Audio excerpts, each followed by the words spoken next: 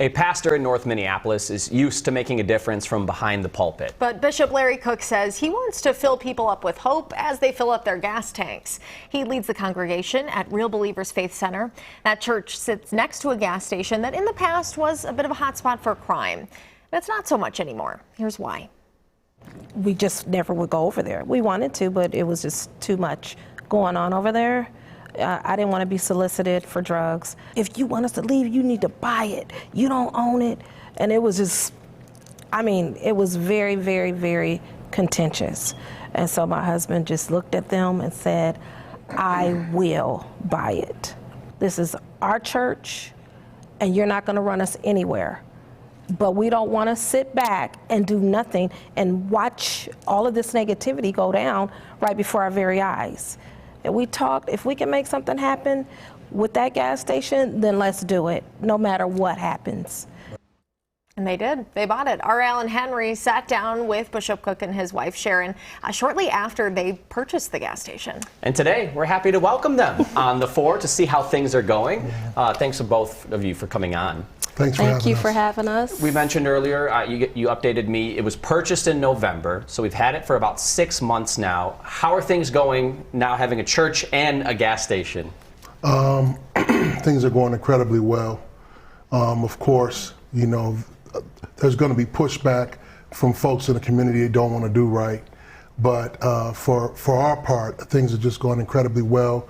There's been a dramatic decrease in drug activity, waiting for the summer to come with other stuff that, you know, the city has that goes to sleep just for a little bit when the snow's on the ground.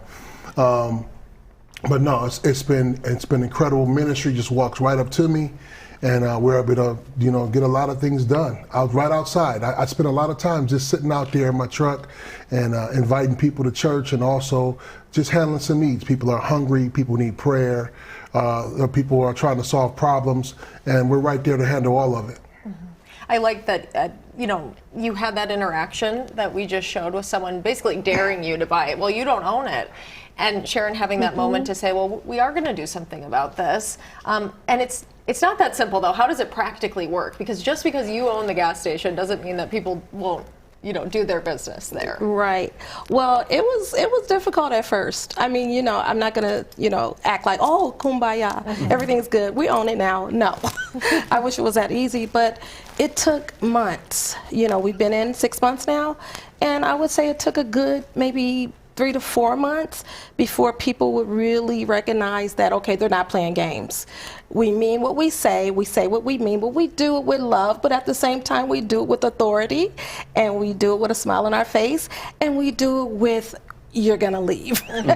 If you don't buy gas, if you're not in here to buy, you know, anything out of the store, you're not gonna solicit drugs. We have children, we have elderly people, and, you know, just people that wanna come and get gas and be on their way and not be harassed.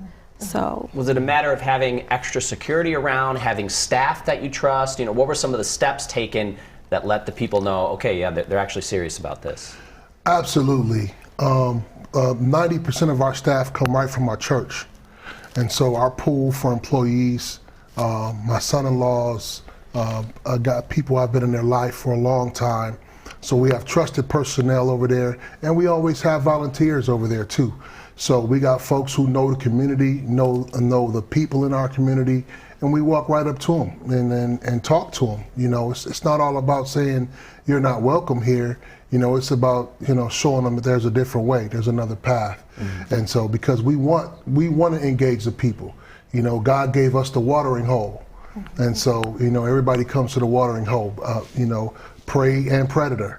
And so, and that's what we're there to do. And if you're a ministry, that's where you want to set up. You want to set up where all the action is happening. That's where you want to make a difference. I have to jump in because we're running out of time here, and I know I don't want to paint like an overglowing picture, and you guys were really real with us to say there have been problems since then. You had a recent shooting near the gas station, and how do you handle that and move forward? Well, we try to identify what's going on. We're trying to identify, we pretty much know sometimes that's a stolen car there. We call the police and let them know. We think we just had a stolen car come through and get gas, and that was the incident that happened a couple weeks ago.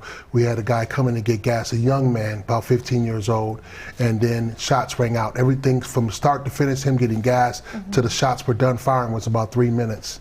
And so it was really tragic. We're still praying for the young man, tried to contact his family, but you know, it's hard work, but it's going to take dedication, but we're going to see change happen. Yeah, Well, and you guys are dedicated to seeing it through. And already seeing some change. We really appreciate you guys coming on and giving us this update. Thank you for having us. We really Thank you appreciate so it. much. Yeah, thanks for coming on.